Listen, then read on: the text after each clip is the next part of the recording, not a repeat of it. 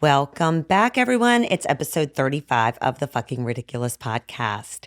I am going to go ahead and jump right into shout-outs because the first shout-out of the week is thank you to whoever canceled their appointment for tomorrow at 1 o'clock for hair, because I will now be able to get my hair done after about 14 weeks of not getting it done. So I apologize. It's, again, a shower curtain all over my face. I get it. I can't do anything about it. Whatever.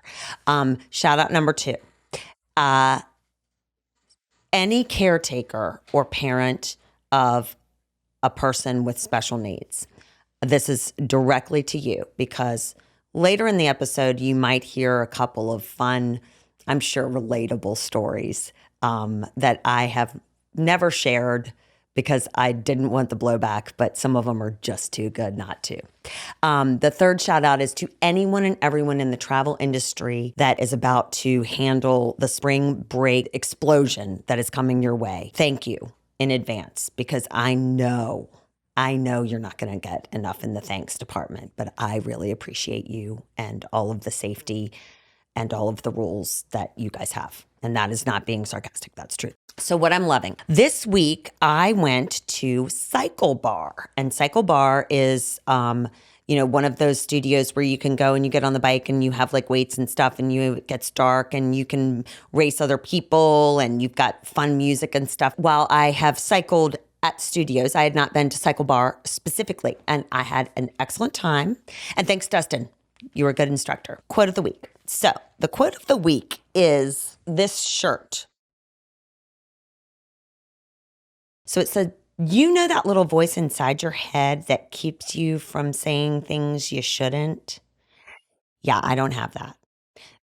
This is the shirt. This is the quote on the shirt. This shirt was given to me for Christmas by my brother-in-law, and it just arrived last week. So Merry Christmas to me. He is king of the prank gifts. And so he's the one who gave me the other mug and he gave us the bullshit button and stuff. So I'm wearing this in honor of my brother-in-law. I thought it was appropriate as I am about to embark on a spring break with my oldest son and many of his senior friends. And by senior, I don't mean like senior citizen. I just mean like senior in high school. You guys get ready. You never know what's coming out of my mouth. In the news. So building off of what we just talked about for travel, I would like to go on record as saying travel with anyone, even if it's just yourself, is absolutely ludicrously, disgustingly expensive, and something needs to be done. No one's going to see the world ever again because you can't go anywhere. It's so fucking expensive. Even if you're using miles and credits and, basically like selling yourself to the devil, it's still really, really expensive. But again, this is my last spring break with my oldest son and memories, and we'll see what happens. So stock buybacks, they've been in the news. And I, this morning, was doing a little recon on it. And I was like, oh, I don't even know if I really understand what this is. And so I do understand what it is. And I see the good in it. And I see where some people are against it. And I think the majority of people are against it because they think that it's a way to avoid paying higher taxes or taxes on things. Warren Buffett seems to think that it's actually a good thing and that you keep your shares within the company and disperse them maybe through shareholders or by incentivizing that way. So I'm actually okay with it. So that's my stance on stock buy. But you know what? If you're the asshole that's doing it to evade taxes, then I'm not okay with it for you. What the hell's going on in Florida? Isn't that kind of a funny rhetorical question? I feel like Florida's always got some funny stuff going on. Ron DeSantis. Yeah. I feel like he's trying to use Disney World as his own little monopoly project world right now. It's very strange to me. He's trying to change rules and Disney's been able to govern themselves for the past 30 years or something. I don't know. It's fascinating to me that he would target this fantastical place that just wants everyone to be happy after they're bankrupt from going there. Ted Lasso, season 3, it's coming out March 15th. March 15th. Looking forward to it. I am. Rents are falling. Finally, so now my middle niece can maybe move out and get an apartment with a reasonable rent. The student loan debt forgiveness situation. This is going back and forth and back and forth. I have decided we are done as a nation doing something for nothing. Remember those bailouts that we did in 2008 for the banks? They should have been paid back. Remember those COVID payouts? Yeah. They were definitely helpful for some. I totally understand why it happened, but that's done. So now we're on the student debt. What about the people who actually paid their student loans on time? I am not saying that I am not for making it easier to pay your debts. What I am saying is I don't think it's fair to just absorb that completely. So I am kind of against it, and I'm sure people will be mad at me about it, but we can't do something for nothing anymore, people. We just can't. That's a bad message to send. I don't know about you, but I feel like the world, the Mother Nature is really telling us like, hey, you guys need to tighten up, because Turkey just had another earthquake, which, oh my God, I don't know how much more they can take. Whales are like washing up on shore, and Death Valley is disintegrating. Like, what the hell? If people don't believe in climate issues, I think they need to read the news a little bit. Colorado College is a smaller liberal arts school in Colorado, obviously, and they have opted out of any of the rankings for colleges. They're not going to supply the information to any of these publications any longer. And they are doing this because they think that it creates this weird incentive for colleges to then only admit the select few who actually don't need the aid to come to their school. Those are my words. You could read the article and it's much more eloquently put. But I gotta say, thank you. Thank you, thank you, thank you. And please, other colleges, support them, because the price of college right now is fucking ridiculous. Fucking ridiculous. So props to Colorado College. Oh God, I wasn't even looking at that. Oh my God, I can't believe I forgot. I'm sorry, NHL. I know you've been a little neglected by me lately. I've had some other needy people. The NHL, a lot of trades going on, and the trade deadline is coming up, and so that's been really cool. But they did just have the Bruins, I mean, literally unstoppable this year. They just had their goalie score a goal. It's only the 9th time it's ever happened in the history of the NHL, and that's fucking so cool. So, for Boston Bruins, they are a preferred team. So, over the weekend, I was reading this article. It was in The Atlantic, and it was called it's about the discrepancy of how old you are versus how old you are in your head, like how old you think you are. And I have always joked, at least on this podcast and to other people, that I identify as a 25-year-old girl trapped in a 40-something body.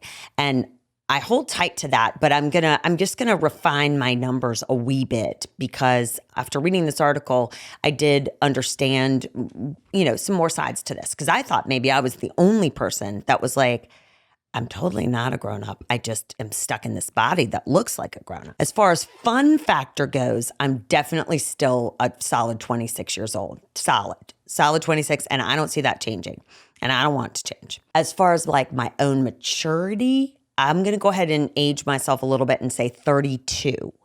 32 is about where I am, I think, just in general in my life. And what I found interesting about this article is that they were talking to people who were somewhere in their 80s, somewhere in their 50s or 60s, and then some were, like in their 30s.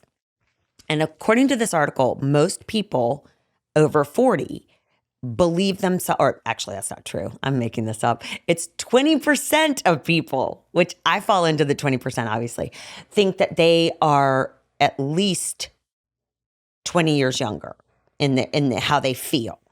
And so I thought that was really interesting because A, now I know I'm not alone. And B, it makes me feel like we are not curmudgeons. We do get the fun in life. And so someone was saying, I'm 53. I'm not 53. Repeat, not 53, but the person writing the article was 53. And she was looking back and she was like, ooh, I definitely would say I'm like 36. And a lot of people would say they identified mostly with that age because that's where they kind of started getting their shit together and they're hitting their sweet spot in like They've maybe found a partner. They've gotten someplace in their job that they're really comfortable with. They have had kids, or they're on their way to having kids, or they've traveled to a bunch of places they wanted to go, or whatever it was that made them feel like, okay, you know what? I'm feeling kind of in sync with myself. And so I thought that was a very, very good point. And so going back to 32, I had 2 kids already, almost 3. And that is definitely when I stopped giving a fuck about what other people thought of me. And that trend just continued. And I swear, once that happens, it is so liberating. It is so liberating because then you can just go on camera in your long sleeve t-shirt and your not done hair and just, you know what? People are just going to like you or not like you. In this article, they said that there's a con to thinking that you're younger than you are. And part of it was like younger people might not know what to do with you, basically, because they're looking at you like, why are they talking to me like we're on the same level when we're not? But what these young people don't understand is that after like 30, 35, we're all in the same age group. We're all in the same age group because that shit's going to start happening to you. And if you don't have friends, they're going to be like, hey, I just want to let you know that at 36, remember that cute little like hourglass figure you had? That's going to kind of start to just move out a little bit here and there. Right around here, right around 37 or 38, you're going to start getting some gray hairs here. You're going to be like, what the fuck? And you're not going to know it. And it's just going to come out of nowhere. Or that mile that you used to be able to run at like 7:30, it's going to move up closer to like an 8, maybe even an 8.5, you know? Plantar fasciitis is going to set in, and then you're going to become sedentary because it actually is, stupidest name, but very fucking painful and very hard to get rid of. So just little things like that. But I believe if we surround ourselves with young people, if we do not take ourselves too seriously, if we really, really try and be the best person we can and be super nice to everybody else, I believe that you can just remain young at heart.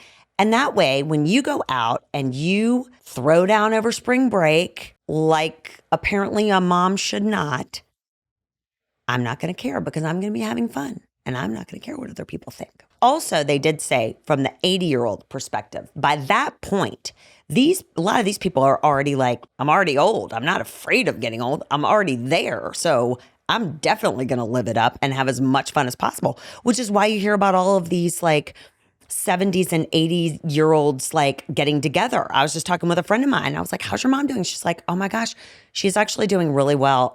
She's dating a guy. And she assured me there was no agenda with him. And I looked at her and I was like, Mom, you're 82 and he's 88. What the fuck kind of agenda does someone have here? Like what, are you racing golf carts or, yeah, I mean, what is this? So anyway, I thought that was adorable and just stay young at heart. Over the weekend, my older son came down with pink eye in both eyes. And so if you've never had pink eye before, it's crusty and gross and disgusting and somewhat painful. That has now turned into a sinus infection. So not only will he miss all of next week for spring break, but he's going to miss the week leading up to school as well. So that should be really fun for him when he gets back into school, seeing as he still needs to keep his grades up as a senior. And he has one of the hardest semesters possible. My younger son had a soccer tournament and he played so well in all the games. He was actually practicing his sellies for when he would score a goal or an assist, which was super cute. He was like, watch for my third one. Okay, I will. I rarely talk about my daughter because I don't want the blowback of anyone saying anything.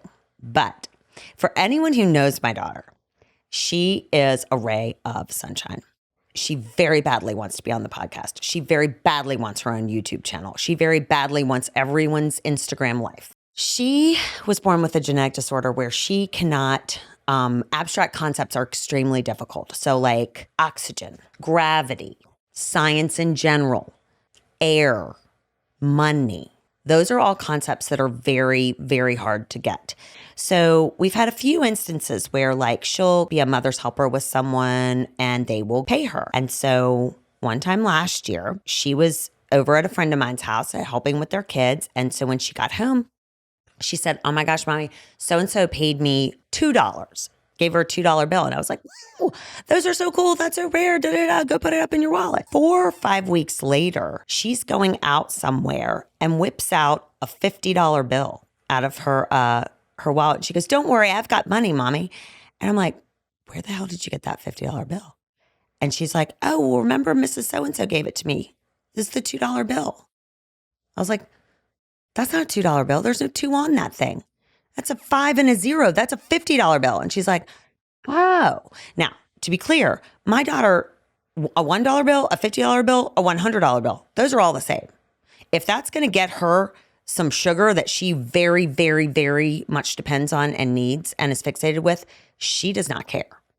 So flash forward to over the weekend where my daughter has a Coke addiction. And I say this in jest, and I do not mean to make light of anyone who has a drug problem, but the behaviors that go along with this sugar addiction are very similar to anyone who has ever struggled with addiction. She will buy, borrow, beg, steal, cheat, anything, manipulate. She's very good at it. And she doesn't even know it, you think, but I think she does. So anyway, I got a call from the school yesterday and they said, so-and-so said it was fine for her to buy a soda at the cafeteria, which first of all, I didn't even know for the longest time that like once you got to high school, they had like soda machines in the schools. Like I was like, where's she getting this? I don't even understand. Why do they have that? Whatever. That's a separate topic.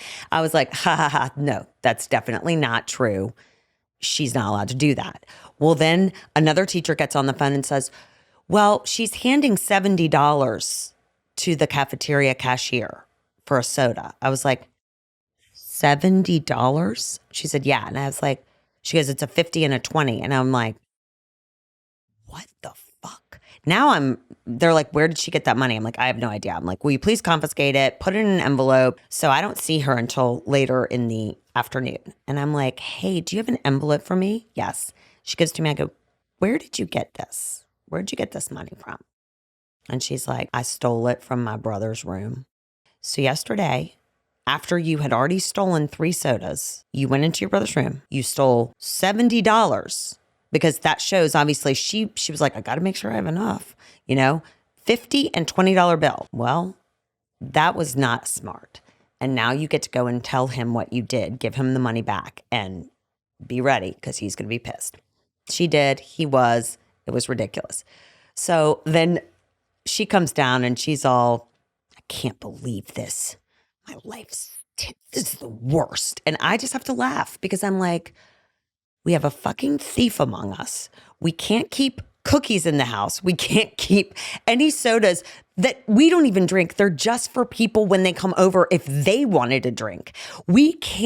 Nothing is safe in our house because of the sugar addiction. So that is why I said my shout out to anyone who is taking care of someone with special needs, because your problems are never the same as a neurotypical, but they are typically hilarious and stupid at the same time. Deep thoughts. I am going to read this book called Sugar, Salt, Fat. I think it's or it could be fat, sugar, salt, anyway, it's those 3 words. And none of them are good. So I'm gonna find out what nuggets I can extract from there, and I'll share next week.